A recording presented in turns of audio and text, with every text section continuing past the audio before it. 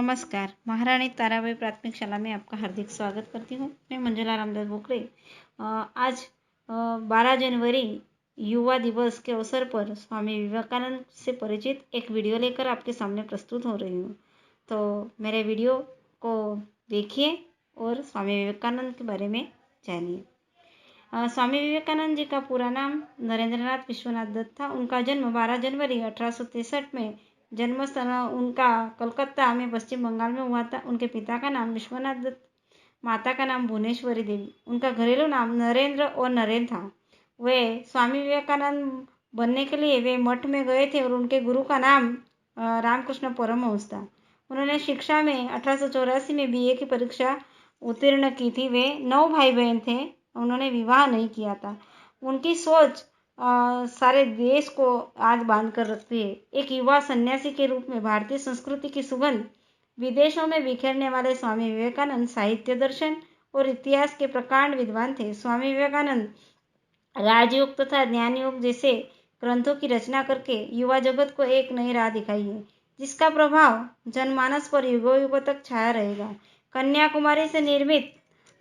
कन्याकुमारी में निर्मित उनका स्मारक आज भी स्वामी विवेकानंद महात्मा की कहानी कहता है। संभव की सीमा जानने का केवल एक ही तरीका है, असंभव से भी आगे निकल जाना।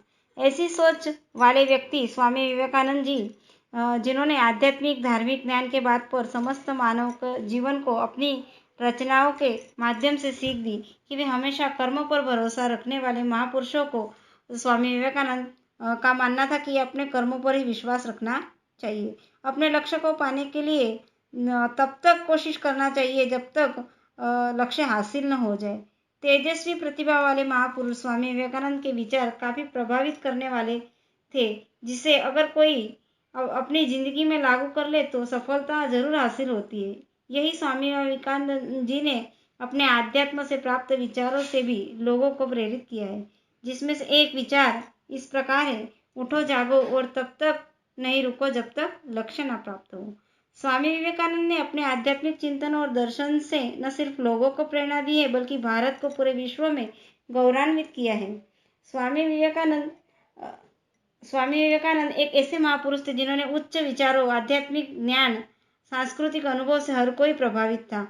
उन्होंने शिकागो में एक परिषद में वे गए थे और वहाँ पर बड़े बड़े ज्ञानी आए थे। उन्होंने अपने धर्म ग्रंथ रखे थे और हमारी गीता सबसे नीचे रखी हुई थी। तो अभी सबने बोला कि गीता तो बहुत छोटी सी गीता लेकर आए हैं, ये स्वामी जी ये क्या करेंगे, और उनका नंबर सबसे लास्ट में रखा गया था। लेकिन उन्होंने जब शिकागो परिषद में मेरे प्यारे भाई बहन यह इतना ही वाक्य बोलते ही लोगों की तालियां की बारिश होने लगी और उन्होंने समझाया कि हमारा गीता बहुत छोटा नहीं है, क्योंकि हमारी गीता छोटी सी गीता है, मैं इसे निकाल लूँ तो आप उसके ऊपर रखे हुए बड़े बड़े ग्रंथ नीचे गिर जाएंगे। तो हमारी गीता जो है वो पाया है। ऐसा उन्होंने भारतीय ज्ञान और उनके ज्ञान से धर्म को लोगों के बीच प्रभावित करने में वे कामयाब रहे। और कभी भी उनका कोई उपदेश होता था उसे लास्ट में रखा जाता था कि लोग उन्हें बैठकर सुने। ऐसे है स्वामी विवेकानंद। हिंदू धर्म की मुख्य भूमिका उनकी रही है। उन्होंने भारत को औपनिवेशिक बनाने का उनका मुख्य उद्देश्य रहा है। स्वामी विवेकानंद दयालु स्वभाव के भी व्यक्ति थे।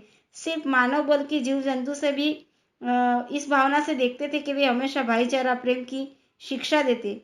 उनका मानना था कि प्रेम, भाईचारे और स्वभाव से जिंदगी आसानी से काटी जा सकती है और जीवन के हर संघर्ष से आसानी से निपटा जा सकता है। वे आत्मसम्मान करने वाले व्यक्ति थे। उनका मानना था कि जब तक आप स्वयं पर विश्वास नहीं करते, आप भगवान पर भी विश्वास नहीं कर सकते।